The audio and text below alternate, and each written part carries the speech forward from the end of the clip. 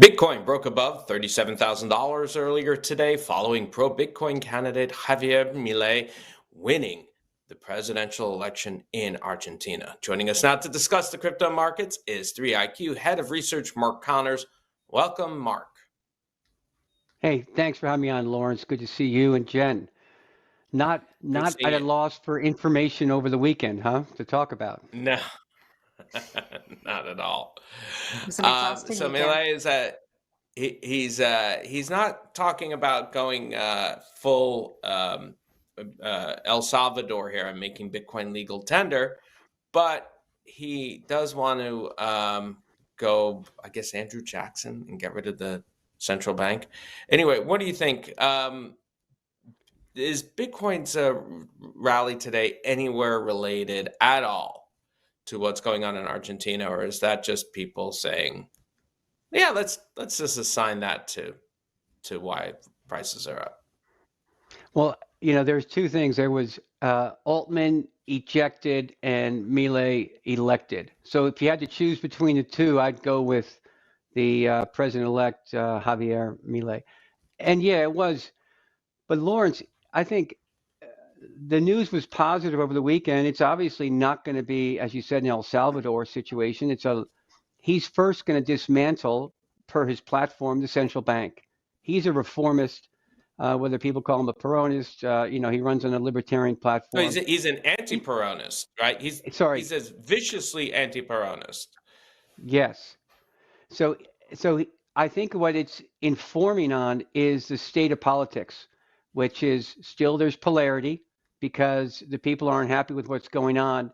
And in Argentina, running 140% inflation, obviously it's tough to run a business or store wealth at that. So what I'll say about him is I don't think that Milei is doing a platform du jour.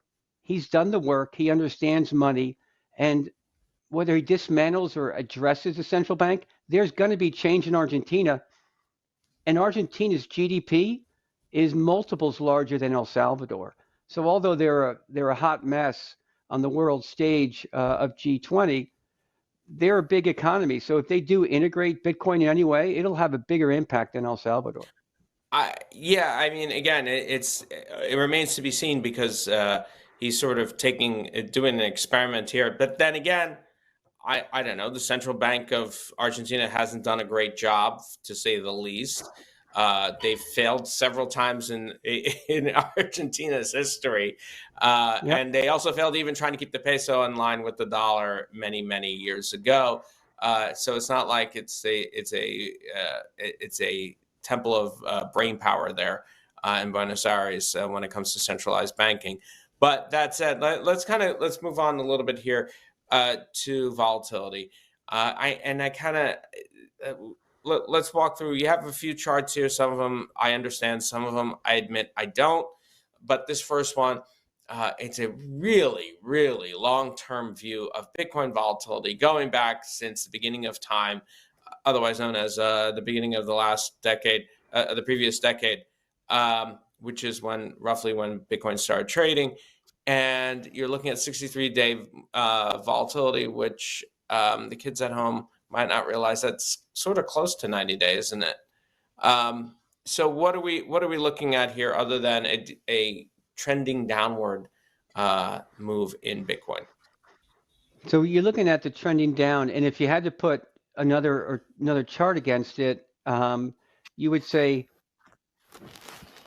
a couple things. You'd say the price went up, so that volatility isn't a problem. A volatility just says that it's changing rapidly away from what's expected. Volatility is the degree of certainty. People love low volatility because they want certainty, but be careful what you wish for, because right before something dies or its volatility goes to zero because it just flatlines.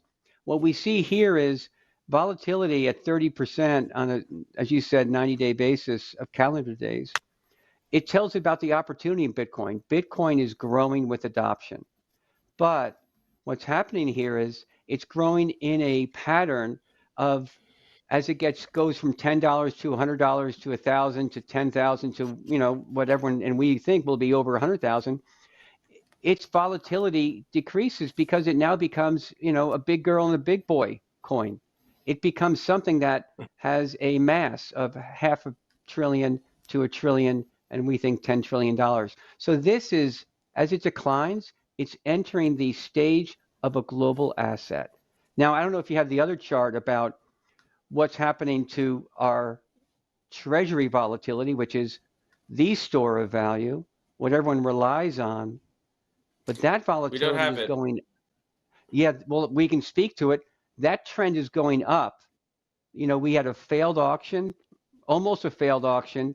We have less people attending US auctions. We have a 20-year today because there's more of this stuff, Lawrence and Jen, coming down the pike. And it goes back to what Milei is going to do. He may not do Bitcoin right away, but he knows that what the central bank is doing is bad for the people, 40% poverty. We're seeing it here too. The difference between the wage earner and the asset owner has only increased in its gap. As we know, you need 8 incomes to buy a house for a family where it used to be 2 back when dollar to peg from gold in 71. So the volatility is a great entry point because it debunks what people think that Bitcoin has higher vol. No, Bitcoin's vol is decreasing, and the old money treasury volatility is increasing, and it's the problem. So that's one of our main focuses, the 3 legs of our investment stool for Bitcoin, is that there still is a problem in traditional finance, and it's terminal. Now, taking into Thank you. consideration what you've just said and the election in Argentina, what kind of impact do you expect to see on the markets moving into next year? So the global south is the petri dish for Bitcoin and for any monetary innovations because they need it. We still live on the largesse of having the dollar be the global reserve. Everyone needs to trade in it, although it's declining a little bit.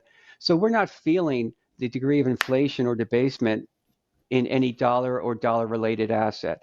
So I don't think Milei is going to drive anything. It's more of a symptom.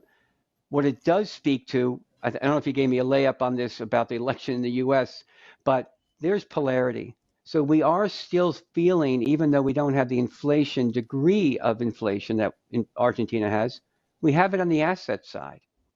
The CPI and PPI are lower, but housing prices aren't better, insurance isn't better, college tuitions aren't better, and wages have gone down as inflation's gone up. So I think you're going to have a pretty nasty election um, narrative this year. It's going to be as polarized as it was in 2020 and 16.